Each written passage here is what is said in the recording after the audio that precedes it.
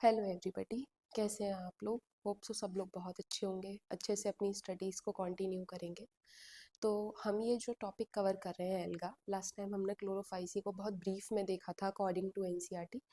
आज के लेक्चर में हम फियोफाइसी को देखेंगे और इसके बाद आपका एनसीईआरटी से रिलेटेड कोई भी डाउट, कोई भी क्वेश्चन नहीं छूटेगा। तो तब तक के लिए ध्यान से देखते रहिए, समझने की कोशिश करते रहिए। ठीक है, चलिए तो देखते हैं कि जो आपके फियोफाइसी होते हैं, इनको सबसे पहली बात तो क्या कहा जाता है, ब्राउन एल्गा कहा जाता है। क्या कहा जाता है इन्हें? Brown alga. दूसरी बात, ये ज्यादातर किस वाटर में देखने को मिलते हैं? आपको मराइन वाटर में देखने के लिए मिलते हैं। दूसरा, ये अपने साइज में बहुत ज्यादा वरी करते हैं, ज्यादातर ये आपको बहुत बड़े बड़े साइज में दिखते हैं। इनका साइज 100 मीटर तक भी हो सकता है ना। आगे देखेंगे जरा सा, दे फॉर्म सिंपल ब्रांच फिलामेंटिशियस। इनकी आपको सिंपल फॉर्म भी दिखाई देंगी, ब्रांच फॉर्म भी दिखाई देंगी और आपको फ्लामेंटिशियस फॉर्म भी इनकी आपको देखने के लिए मिलेंगी। ठीक है, नेक्स्ट देखिए जरा सा, ये क्या पजेस करते हैं? क्लोरोफिल ए और क्लोरोफिल सी पजेस करते हैं। इनके अंदर पिगमेंट होता है जिसे हम कैरेटिनॉइड पिगमेंट कहते हैं, जेंथोफिल पिगमेंट कहते हैं। ठीक, नेक्स्ट देखिए जरा सा, दे वरी इन कलर। इनके जो कलर है उस कलर में भी ये बहुत ज्यादा क्या करते हैं, वरी करते हैं। कभी हो सकता है कि इनका कलर कैसा हो, ऑलिव ग्रीन हो।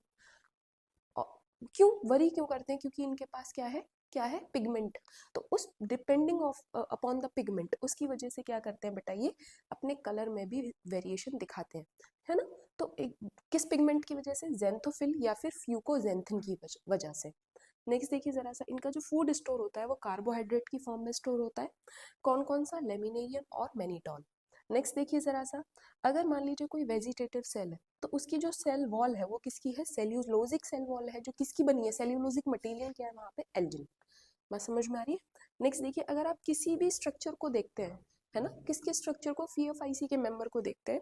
अगर वो मान लीजिए सबस्ट्रेटम से जुड़ा हुआ है तो किस पार्ट से जुड़ा हुआ है? सबस्ट्रेटम के होल्ड फास्ट से। दूसरा, जो उसका होल्ड फास्ट है वो ऊपर किस पार्ट से जुड़ा हुआ है? स्टाइप से। और ऊपर सबसे ऊपर जो पार्ट है वो क्या है? फ्रंट। तो ये फ्रंट कैसा है बेटा? Leaf like photosynthetic structure. आप कह सकते हैं कि जो कोई आपका क्या है, फियोफाइसी का मेंबर है, उसमें आपको 3 पार्ट देखने के लिए मिल सकते हैं, होल्ड फास्ट, स्टाइप और फ्रंट। जो होल्ड फास्ट है वो सबस्ट्रेटम से जुड़ा हुआ होता है और जो फ्रंट है वो लीफ लाइक फोटोसिंथेटिक स्ट्रक्चर होता है। बात समझ में आ रही है? यानी कि यहीं से क्या होती है, प्लांट के अंदर फोटोसिंथेसिस होती है। यहीं क्या देखने के लिए मिलता है? क्लोरोफिल ए और क्लोरोफिल सी देखने को मिलता है।